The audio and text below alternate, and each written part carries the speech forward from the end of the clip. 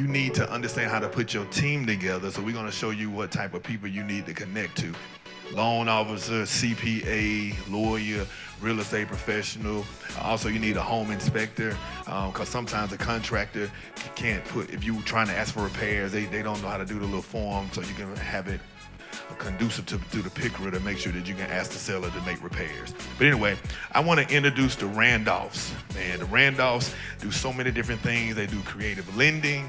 They help you teach you how to, kind of get your life together too, kind of like McKinsey as well.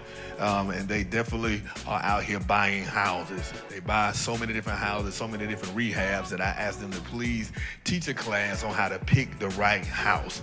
How many people how many people have picked something wrong before? Hopefully they ain't sitting beside you. Hopefully they ain't sitting beside you. But when you pick the wrong thing, it doesn't feel good at all. Amen. So hopefully, hallelujah, whoever you sitting beside wasn't that decision that you made that was wrong.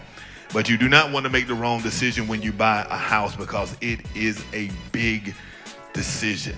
It is a big responsibility. It can definitely bring you wealth, but if you get the wrong one and really don't know what you're doing, it will bring you heartache. That's why I advise you, even if you don't use Maxwell Realty, even though you should, even if you don't use Maxwell Realty, even though I feel like that's the best place to go. Seriously, if you already have somebody, I'm not trying to steal anybody. I just really want you to learn, but I'm joking, ain't I? Yeah, I'm joking. You can use somebody else if you want to, but don't be using nobody else and call me asking questions, because some of y'all, you other people call me asking questions. If your person can't answer the question, you chose the wrong person. Hallelujah. Just gonna say that, because some of y'all out there, I'm gonna talk this way. No, but seriously, some of y'all are. But that was really not. Now, I know that for sure that wasn't a joke. But it was a joke, but it was a serious joke. But seriously, they're going to teach you how to pick the right house. And again, remember, listen to them, because you know what's sexy about a house? Numbers. Ooh, when them numbers add up and it give you a great return, ooh, that house so fine. I don't care how ugly it is. Some of y'all know y'all man ugly, but he got some money. That wasn't right, but it got your attention though. You woke up though. But his credits go banging, right? FICA just dope. But so seriously, they're going to teach you how to pick the right house, because if you pick the right house, it will definitely help you curate wealth. So this man and woman of God are experienced. They've been doing real estate, I don't know how many years, but they've been doing it for a while. They also have helped people get loans as well. But without further ado, y'all, please give a warm welcome to Mr. William and Tawana Randolph. Come on, y'all, make them feel good. Here they go, baby. I swear I feel like what the DJ at, man? I swear some music's supposed to be popping when they walk on stage. Good morning, everyone. Good morning. Pleasure to be with you. My name is William Randolph, and this is my beautiful wife, Tawana. We're going to get started. We've got 30 minutes. They put us on the clock. The clock started already. So we're going to get started. Next slide, please. We're going to talk about buying the right property, either as a rental or as a fix and flip opportunity. So, next slide. This is us. Let me come over this way so you can see our journey. Started in 2015 as a hobby, okay? But now we have 20 rental units, successfully executed 16 flips, and a couple in process, one under contract right now. We have started helping others learn this process as well, and we are here to share some of that information with you. Next slide.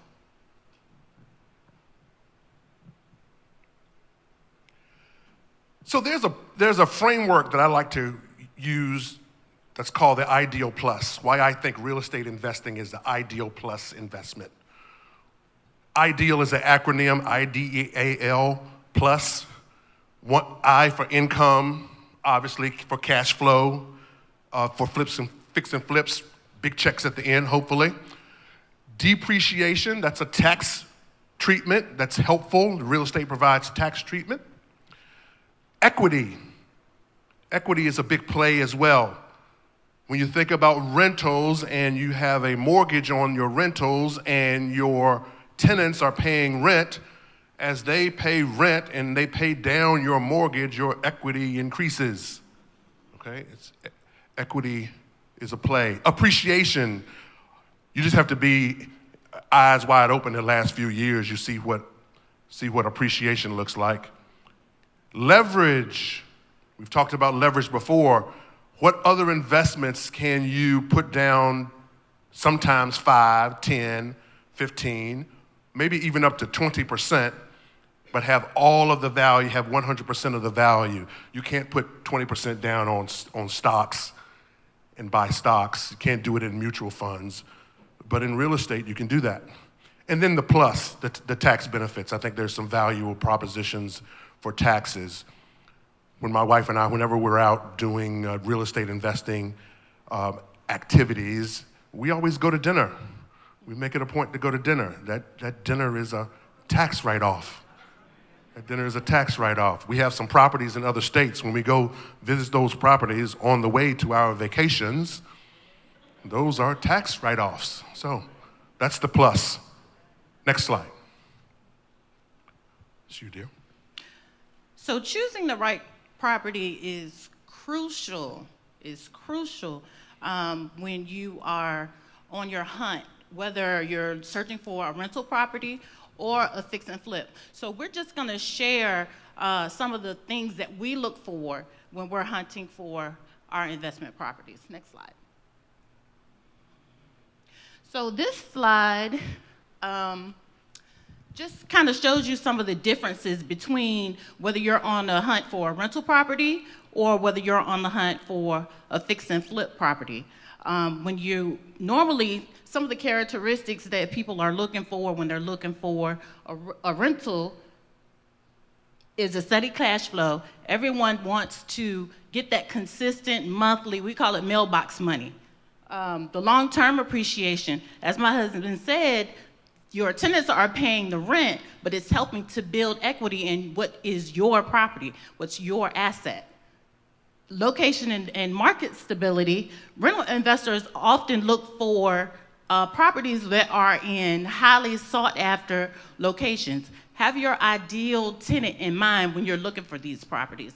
If you are looking to rent to a single person, you're not gonna likely not move into the middle of a school area. You're gonna move into an area like the city center, somewhere that's got lots of entertainment, movies, night spots. So think about that when you're looking for a rental property. What's your ideal tenant? What do they look like? So I'm not gonna go through these line by line. If you'd like to take a picture of this slide, it just, again, just shows the differences between some of the characteristics of the properties that you're gonna be looking for when you consider rentals and buy and holds. Next slide. So when it comes to rentals, you're gonna look for location and demand. The location is a fundamental consideration for rental investments. You're gonna look for properties that are in high demand. There are a lot of families that look for, if you're looking for a 3-bedroom, 1 bath. Now, a family like that, you're gonna look for houses that are in nice school zones, near playgrounds, have nice amenities for families. Excuse me. And the next one is neighborhood analysis. You're gonna wanna be in a safe neighborhood. You're gonna look for a desirable neighborhood where your tenants are gonna wanna stay for a while. Cash flow analysis. So, don't know if you've considered excuse me, I have a tickle in my throat. Don't know if you've considered what we call the 1% rule. Your cash flow for rentals should be 1%. Your rent should be 1% of your total investment in your rental properties. So, for instance, if you spend $100,000, $70,000 or $80,000 acquiring the property, and then you put about $20,000 in renovations, your rent should be at least 1% of that, $1,000. Anything over and above that is a plus. So the property size and layout, again, you're looking for properties that will fit what your ideal tenant would be looking for. Next slide. The property condition. Now, when you consider rentals, you don't want to go in and renovate these properties with granite countertops, high-end flooring. You want to have finishes and fixtures that are long-lasting, that are easy to maintain. Even people that are renting deserve to have nice properties. Would you agree? But that doesn't mean that you have to buy the highest, more expensive finishes and fixtures to make it look nice. So think about that. Thank you. So market rent comparison. As Pastor Maxwell said, you want to have a professional that can tell you what the market rent is in these areas. So if those numbers don't fit what you're looking for, then that's likely not a good area to purchase your rental. So have your real estate agent run the comps for you, get a market analysis, and tell you what the going rent is in the area. Again, tenant profile. Think about who your ideal tenant, what your ideal tenant looks like. Rentals right now, I don't know that there's an ideal tenant because a lot of people are looking to rent now. During the low interest rate times, people were selling their homes and didn't have anywhere to go. So now you have a lot of people who are looking to rent these properties, and a lot of them really don't care where it is as long as it fits their need. Long-term growth potential. Again, you're looking for a property that you can acquire at a low rate.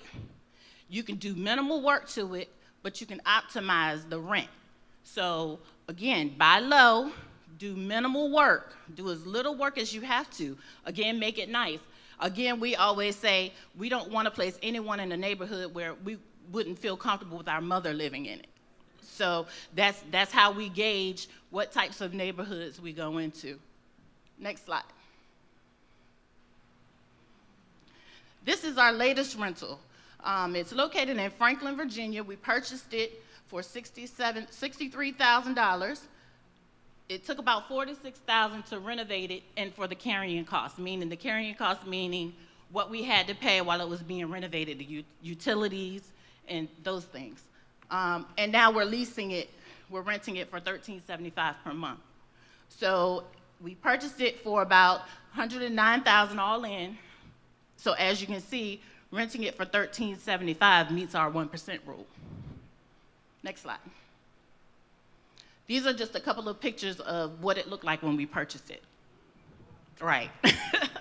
So when we first started investing, a couple of the properties we walked into, we were just floored by the condition of these properties. But as we started getting more experience, now when we walk into houses like this, we say, ooh, it smells like money, So I know this can be kind of scary in the beginning, but just think about the end result. Think about the end result. And again, this goes to what Pastor Maxwell was talking about, having a trusted team, having a good contractor, people you trust and can rely on. Next slide. This is what the house looks like now. So it can be done. Next slide. Okay, that's me. So I'm going to talk about picking for fix and flips. Slightly different model. Fix and flips are designed to sell at the highest level in an open real estate market. Okay, so these are individuals looking for finished product.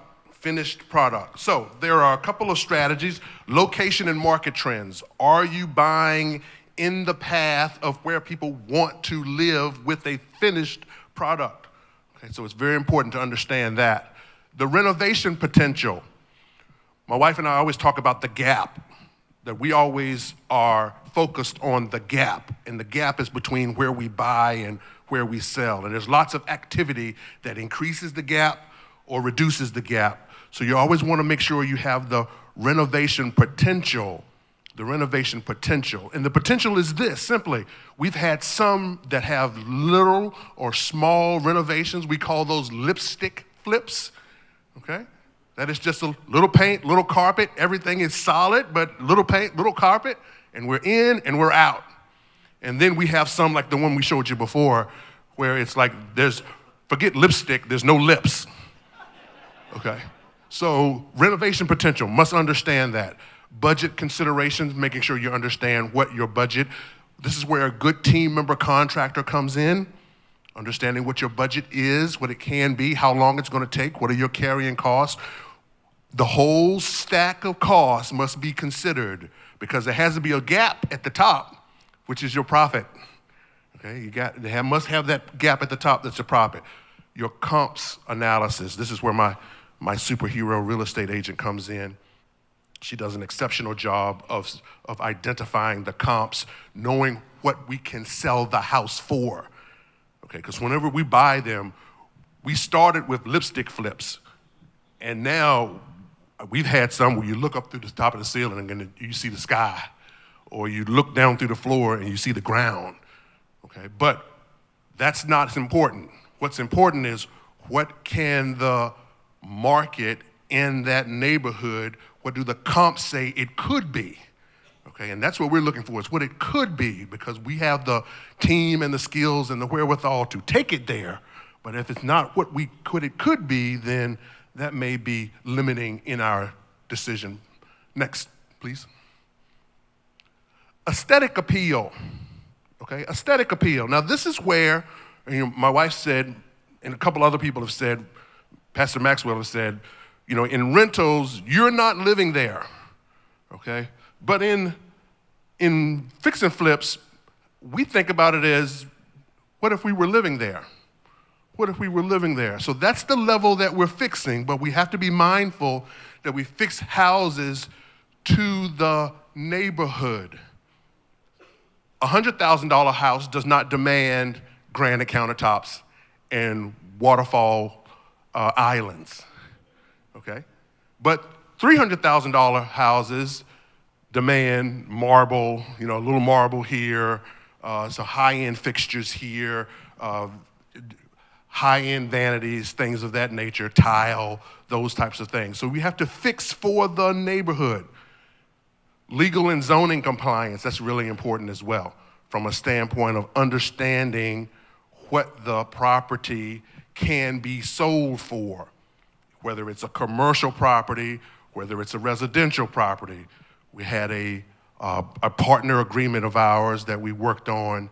We went into it assuming that it was a residential property. And when it was time to sell it, the city of Hampton said, nope, that's a commercial property. Okay, so while you would think the level of the fixing and the rehab didn't change, but what happened is our buying pool changed. Okay, if it's a residential, then the 5% FHA, VA, we can hit all of those, that body of individuals, all of those individuals were available to us as buyers. Once it's been deemed commercial, now we have to go to a commercial loan where you have to put down at least 25%. That changes our buying pool. That's the pieces of information that you need to understand. Profit margin, we always want to go in. We do the math. It has the pencil. Someone said it earlier, that the deal has the pencil. Now, we aren't big. We don't swing for the fences all the time. We like to hit solid doubles and triples, using a baseball metaphor. Okay, we want to hit solid doubles and triples. My concern with swinging for the fences all the time is that you fall in love with the idea of the deal, okay, and then you make bad decisions because you're like, oh, it's gonna be a home run. Okay, so we don't even seek home runs. We've had a few that have materialized over time, but what we do is we try to hit solid doubles and triples. Okay, solid doubles and triples. And then the time frame. The time frame is one of the things that eats your gap. Okay, the longer it's out, the longer your costs run, and the changes in the marketplace. Think about anyone that's been tracking the real estate market. Think about the market that's changed over the last 6 to 9 months. It's different. So imagine if you were selling a house today, but you could have sold it 9 months ago. That's a different market, so you have to understand the time frame. Next slide. So this is our latest flip. This is what it looks like real time. This is a condo in Hampton. We purchased it for $70,000. Let me get on this side. We purchased it for $70,000, put $48,000 into it. Okay, and now we have it under contract for $188,000. Okay. This is what it looked like And I wish I had a pointer, but this picture here, I don't know if you can see the over top of the white pipe, there's another little white section there.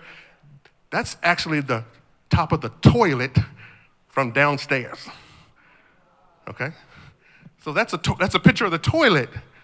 Okay? So in our unit, we were looking down through the floor to the unit below. That's how we found it, or that's how we purchased it. Next slide. But this is what it looks like today. Okay? This is what it looks like today. And I just wanted to point something out to you.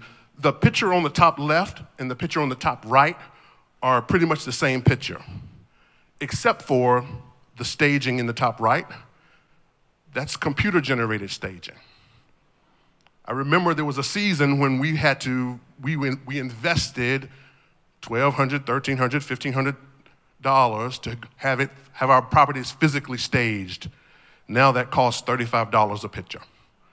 The world changes. The world changes. So you have to be ready for the flips, for the shifts. Okay, next slide. And that's more pictures of that property. There was no kitchen there when we started. And that's the same bedroom. Top right, bottom left is the same bedroom with staging. Next slide. All right, tag, love. So the point is to have be flexible in your thinking when you are purchasing a rental or a fix and flip. Sometimes you may go in thinking, okay, we want to rent this place. That's your plan. That's your solid plan. However, it doesn't always work that way. So do what works best for you. Do what makes sense. For example, next slide, please. For example, our first flip we call the accidental flip because we purchased this property with all intentions of it being a rental. So we purchased 58 Candlelight Lane in Portsmouth for $71,000. There was $10,000 in renovations. Again, that number may seem relatively low, and it's because we were prepping it to be a rental. As you see, we ended up selling the property, and it's because it was in a condominium association. So when we purchased the property, and some of you may be familiar, some of you may not, when you're in a condominium community, they have a certain number of properties that they allow to be rented. Once you exceed that number, you have to sell. So that's what happened to us. We purchased the property, and we were below that threshold when we purchased the property. But after renovations, and we went to rent it out, we found out we were now above that threshold. So we had no other alternative but to sell it. So the deal ended up not being too bad, but when I say be flexible, think about your exit strategy. Your exit strategy may not be what you initially thought it was going to be. So be flexible and make sure that the numbers make sense either way. Next slide. These are just a couple of before pictures. Again, when we walked in, it had an odor. We were like, oh my God. And this was this would have been our second rental. But still, we were new, so when we saw it, we just had to rely on our contractor. Next slide. This is what the property looked like when we sold it. Next slide. So some key points to remember is take what the market gives you. Don't be wedded to a particular city. Don't be wedded to a particular neighborhood. Take what the market gives you, especially in this crazy real estate market. Be open to different locations. Be open to different styles of homes. Just be open. Have an open mind about it. And buy where the opportunity presents itself. I can't tell you how many investors I've worked with that have told me, I'll take any house. I'm willing to go anywhere except downtown Newport News, the number streets, as people call it. But the number streets is opportunity. The number streets is opportunity. If you've seen how much new construction is coming up down there, if you've seen all the houses that are being renovated and rehabbed down there, in the next 5 to 10 years, we won't even recognize downtown Newport News. So take what the market gives you. The deal of the century, my husband always says that the deal of the century happens about once a month. So you'll have people that will approach you and say, hey, I got this great deal. You're not going to find another deal like this one. And a month later, you'll find another one. So be careful. Make sure your numbers make sense for what you're looking for. Surround yourself with believers and experts. Like Pastor Maxwell said, surround yourself with positive people, experts in the field, good attorneys, a good agent, a good lender. Make sure that these people can help you achieve your investment goals. And again, just to reiterate, selecting the right property is critical. It's critical in reaching your investment goals. So make sure that you have the right people around you, that you do your homework, that you listen to podcasts. These are all the things that we did before we started to make sure that we knew what we were doing or felt comfortable enough to step out on faith and say, we can make this happen. Next slide. So believe in yourself. You can do it. You can do it, you can do it, you can do it. If we can do it, we had zero experience when we started in 2015. Zero experience. So if we can do it, you can do it. Next slide. And that's it for our presentation. This is our contact information. If anyone has any questions, again, I work alongside or for Pastor Maxwell. So if you have any questions, feel free to give us a call. We'll be more than happy to help you. We help coach people through the process. So if you have any questions, we have cards with us, and we'll be more than happy to help. Anyone have any questions? We had a couple slides at the end. I don't know if you want to use those or not. So we have a couple of pictures at the end. If we had extra time, if you just want to run through them. This is a property, another flip that we did in Newport News. This was a house that we purchased and flipped right at the top, I think right at the beginning when the market started shifting. So we ended up with like 11 offers on this home. And what we did, if you look at the picture at the top left, that was a back porch. And one of the things that we always try to do is add value to the existing property, to the existing footprint. So what we did was, instead of redoing that back deck area, we put the footers in and extended it. We made it living space, which added square footage to the house because it was temperature controlled. So this picture here is what it looked like completed. One half of it is a sunroom with the windows. That's it from the outside. Next slide. This was the kitchen. Next slide. That was an ugly, nasty hallway. Looked like a murder scene. Next slide. That was the laundry room. You had to actually walk outside of the house to go into the laundry room. Next slide. And the other side of that, we extended the master bedroom and made 2 walk-in closets. So get creative. Get creative. Do whatever you need to do to add value to your flips, because ultimately it's going to pay out. It's going to pay out in the end. Yes, ma'am. Thank you for your presentation. You're welcome. My question is, when you are putting the numbers down, like how much you purchased it for and how much you flipped it for, how much of that is hard money that you actually have to have in order to sell or to rent? So one of my favorite sayings is it definitely takes money to invest in real estate, but thank God it doesn't have to be your own. Okay? So it really depends. I am one of those individuals that had a 401k, so I use my 401k dollars. That's what we fund our flips with. When I retired from the federal government, I turned my whole 401k into something that I could use for real estate investing. So we don't borrow money. But that's just our situation. But if you had to borrow money, as long as you can borrow the money and have in the deal the interest to pay back the money, it's a good model. 70%. Think about all of your cost should be 70% of the ARV. So whatever the total value is, let's say it's $200,000. 70% of that would be $140,000. That's all of your costs. So that extra 60 is where you pay all of your fees, pay everybody off, and hopefully there's some money left there to be a profit. So think 70%. Your stack should be no more than 70%. Your expenses should be no more than 70% of your total ARV stack. Sure.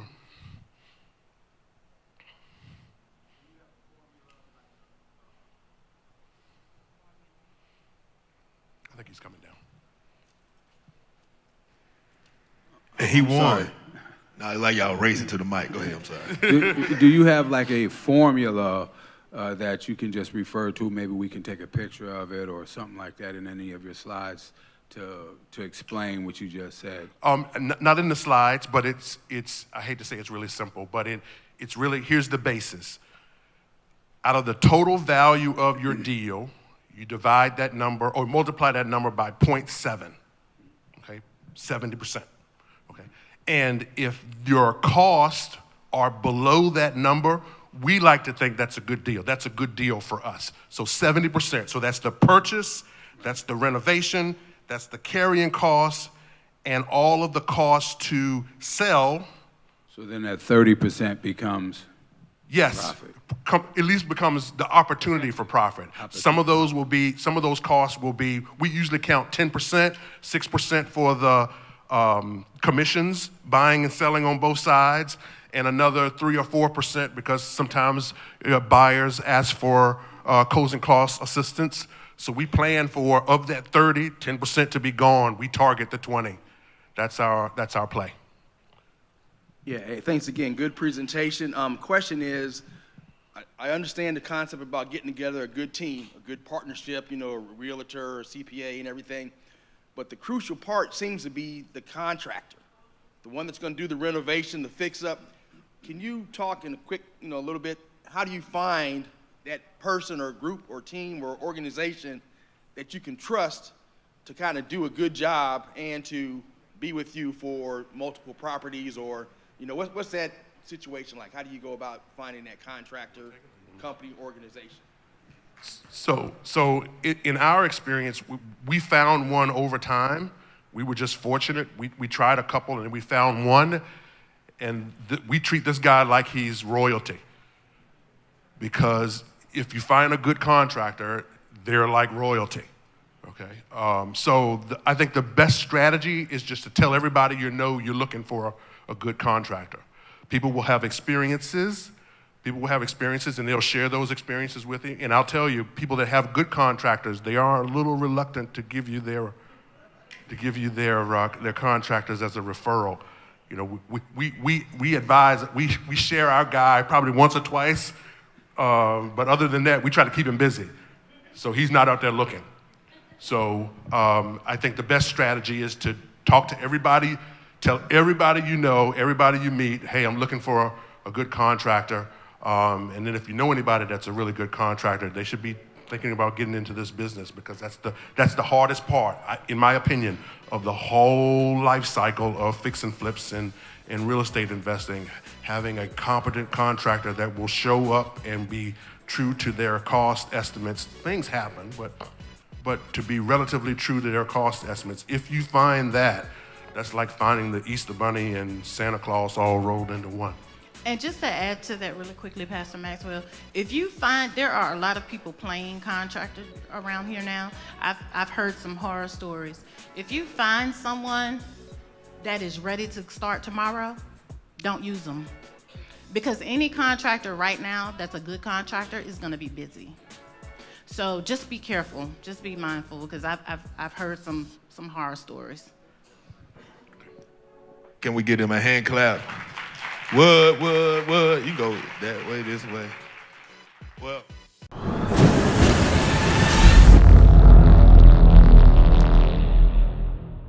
Hey everybody, this is awesome, man. Our Overflow Investors workshop is going great. We've learned how to become bankable. We've learned how to do tax annuities. We learned how to hide our money and tax shelter it.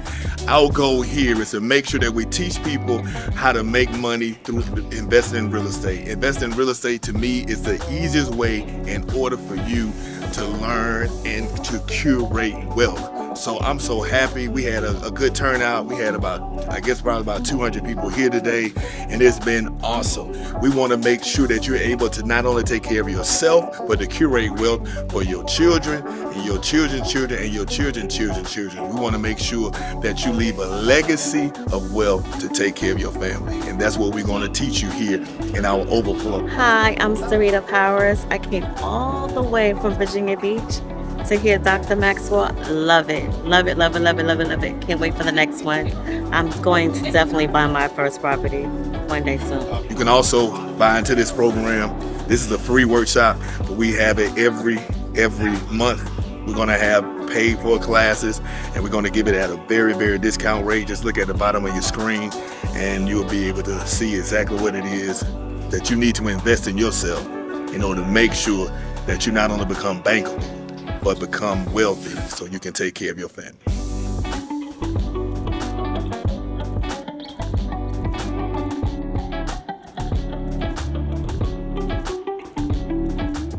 Hey everybody, how you doing? This book is a book I believe everyone should buy. Not just because I wrote it, but because this book was birthed out of pain. And you learn so much during those painful moments. This is called Leadership Growth, the Power and the Pain. You can't have the power unless you've been through the pain. Bishop Morton wrote the foreword. It's been endorsed as well by our former governor, Terry McAuliffe, and by our Newport News Sheriff Gabriel Morgan. I promise you this book will bless you. Please get it, not just for me, but to bless you. Go to willardmaxwell.org or click on the links below, and I promise you this book will bless you. If you don't just buy it for yourself, buy it for someone else. It's a short read, but it's a powerful read. I've been getting testimonies all across the country, and I promise you it will bless your life.